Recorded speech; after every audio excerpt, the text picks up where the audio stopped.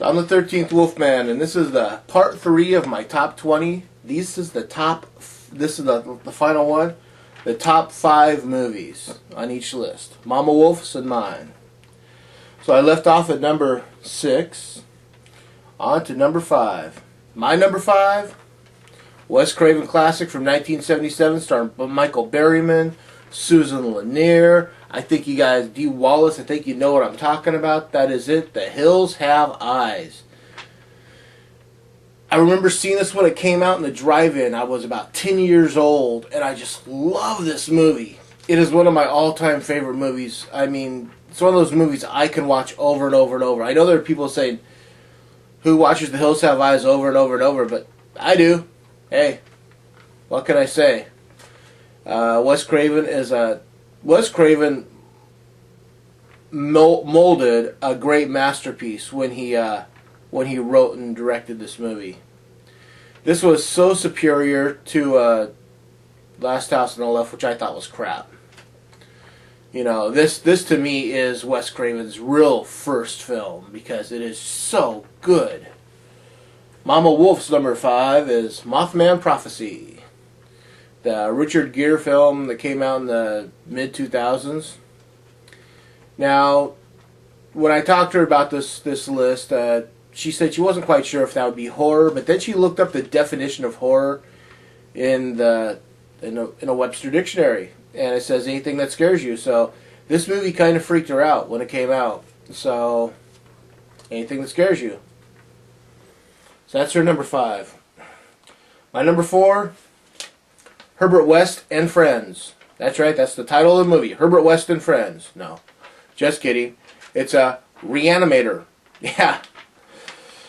Jeffrey Combs, Barbara Crampton, Stuart Gordon, Brian Yuzna, all had something to do with it. It is a great H.P. Lovecraft interpretation of, it's a great interpretation of some H.P. Lovecraft is what I'm trying to say.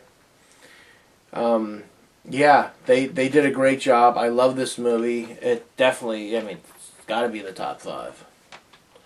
Her number 4, The Thing from Another World. See, now this is where we both had remakes and originals on our lists.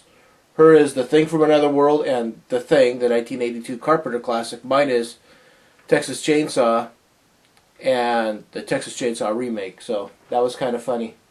But yeah, The Thing from Another World, it starred James Arness. It came out in 1951. It was directed by Howard Hawks, who is John Carpenter's favorite director. So you can see why he directed it.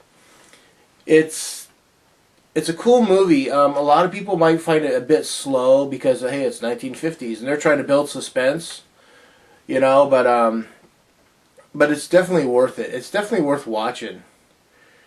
I can't say enough about it. I own a copy of The Thing from Another World, and it's kind of cool because, like I said, James Arness plays The Thing from Another World, and I think he stands naturally. James Arness stands about 6'6", 6'7". So it's kind of got a real eerie quality to it to have this big old monster of a guy, standing over all these guys that are average height that just look like dwarves, So that's Mama Wolf's number 4. My number 3, The Howling. Yeah, buddy. Dee Wallace pops up again. Look at that. Joe Dante, Christopher Stone, Dick Miller, Patrick McNee, who played John Steed in The Avengers back in the 60s, is in it. Roger Corman has a cameo. It's a very cool film. I love this movie. I love the transformation with Robert Picardo when he switches from Eddie Quist to, he says, I want to give you a piece of my mind, pulls the bullet out, or pulls whatever out of his head, just, wolves out.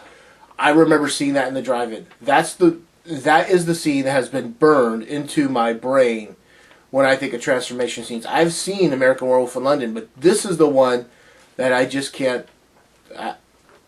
I can't forget. I'll never forget that. It's stuck with me for life. And her number 3, Mama Wolf's number 3, is also a werewolf movie, American Werewolf in London. She likes The Howling, but she loves the American Werewolf in London just a little bit more. Had a little bit more comedy to it than the straightforward Halloween did, or The Howling did.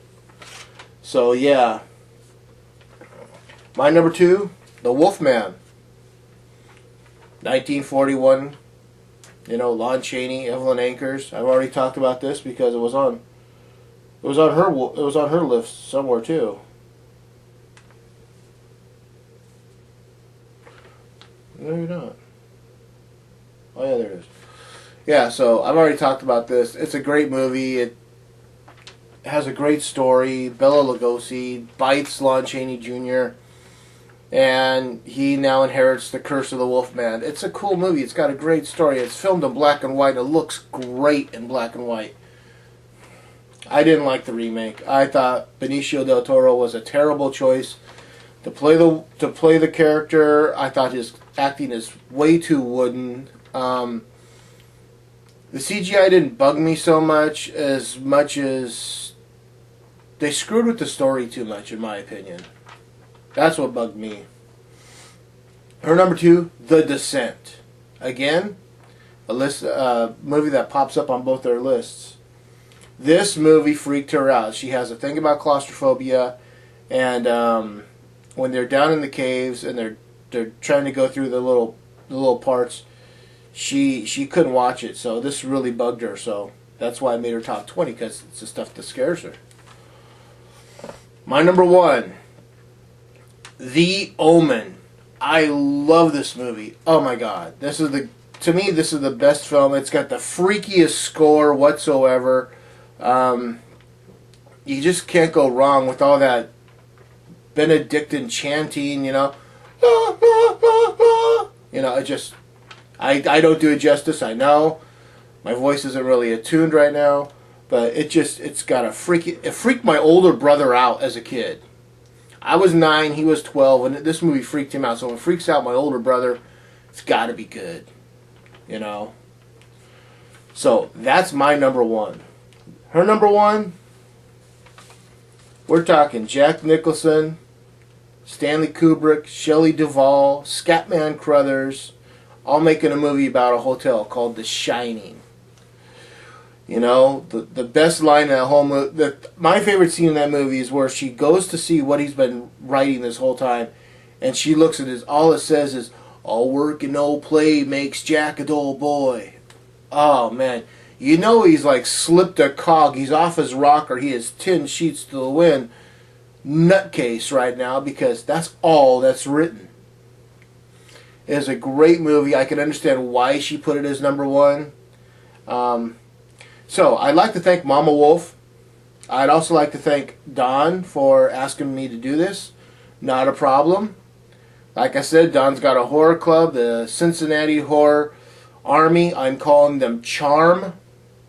Well, I'm probably the only one calling them that, but he didn't say if they had a name or not, so. So, I'm the 13th Wolfman. This is the top 20, and I'm on the prowl.